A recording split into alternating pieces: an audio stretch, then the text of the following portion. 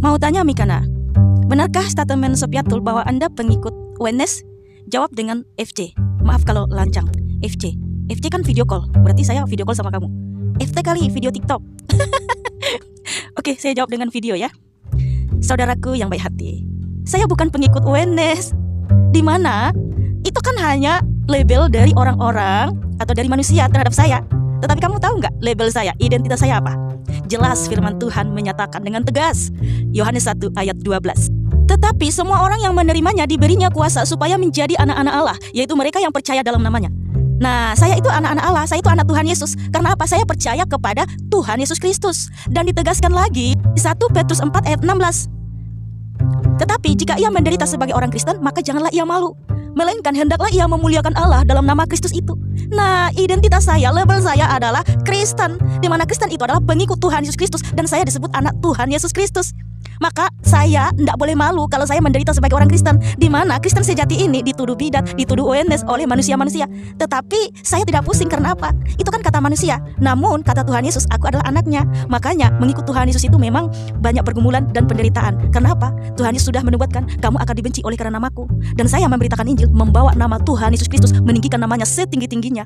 Tetapi orang-orang yang merendahkan Tuhan Yesus akan selalu membuat perpecahan, bahkan menjauhkan orang-orang dari Tuhan Yesus. Itulah kenapa Tuhan Yesus menyatakan, kamu pembuat kejahatan sama yang tidak percaya bahwa Yesus Kristus adalah Yahweh itu sendiri yang datang dalam rupa manusia. Itu adalah antikristus, saudaraku.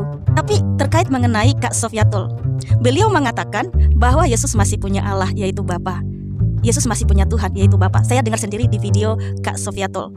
Jadi konsekuensi logisnya gini, kalau Yesus masih punya Tuhan lagi, kalau Yesus masih punya Allah lagi, konsekuensi logisnya berarti Yesus bukan Tuhan dan juga bukan Allah. Tapi Kak Sofi mengatakan bahwa Yesus masih punya Allah, yaitu Bapa. Dan Kak Sofiatul membenarkan tafsiran saksi Yehova, yaitu Yohanes 1 ayat 1, bahwa Yesus itu adalah satu Allah, firman itu adalah satu Allah, bukan Allah itu sendiri.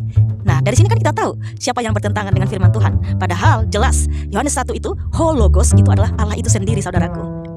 Nah, di Efesus 1 ayat 17, Kak Sofi mengatakan kalau di situ katanya Yesus masih punya Allah lagi. Padahal udah jelas firman Tuhan Efesus 1 ayat 17, dan meminta kepada Allah Tuhan kita Yesus Kristus, itu Bapa yang mulia, supaya ia memberikan kepadamu roh hikmat dan wahyu untuk mengenal Dia dengan benar. Jadi Yesus Kristus adalah Allah dan Tuhan kita. Dialah Bapa yang mulia. Itu pula di Efesus 3 ayat 14. Kalau kita baca di bahasa aslinya, di situ tertulis, itulah sebabnya aku sujud kepada Bapa sang Tuhan kita Yesus Kristus. Jadi siapa sang Tuhan kita Yesus Kristus? Dialah Bapa kita sendiri. Karena itu bukan kata saya, itu kata firman Tuhan di Efesus 3 ayat 14. Tetapi kalau lain menerjemahkan hanya kepada itulah sebabnya aku sujud kepada Bapa. Sang Tuhan kita Yesus Kristus tidak diterjemahkan oleh lain. Saya tidak tahu apa penyebabnya, kenapa seperti itu. Namun kalau kita lihat di ILT 3, yaitu diterjemahkan, berkenaan dengan itu aku menekuk lututku kepada Bapa Tuhan kita Yeshua HaMashiach. Karena Yeshua HaMashiach adalah Tuhan kita, Bapa kita yang baik dan yang mulia dan yang kekal, ya. Yesaya 9 ayat 6, Yesus Kristus adalah penasihat yang ajaib, Allah yang perkasa, Bapa yang kekal, Raja damai. Efesus 1 ayat 17, Yesus Kristus adalah Bapa yang mulia.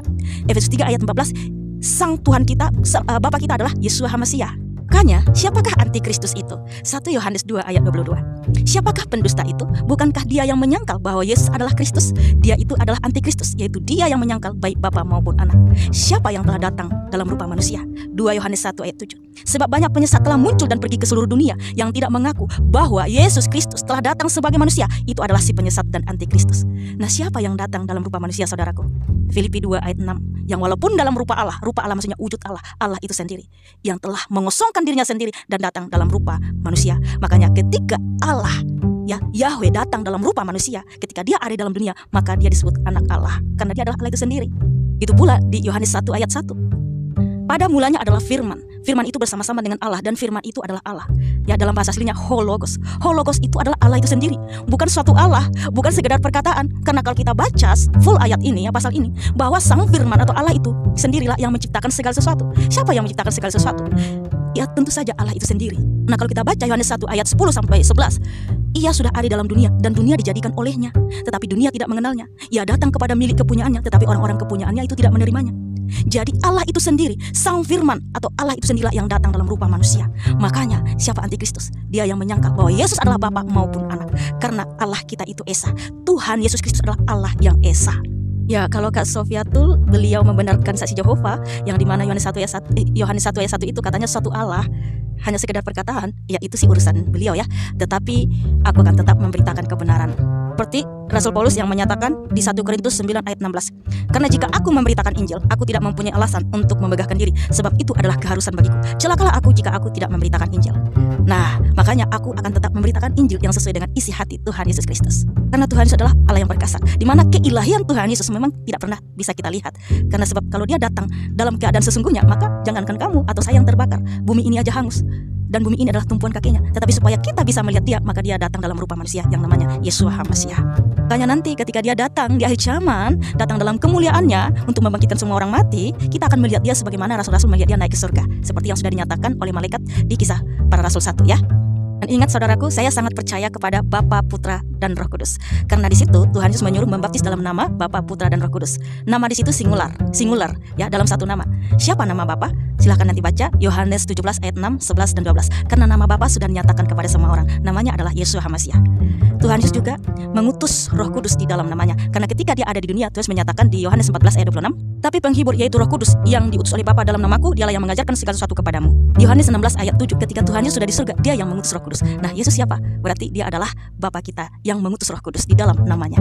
Makanya cara Tuhan Yesus menyertai kita adalah dengan mengutus Roh Kudus, di mana Roh Kudus adalah rohnya Tuhan Yesus Kristus itu sendiri. Haleluya. Segala puji syukur dan hormat hanya bagi Tuhan Yesus, Bapa yang kekal, Raja damai. Amin.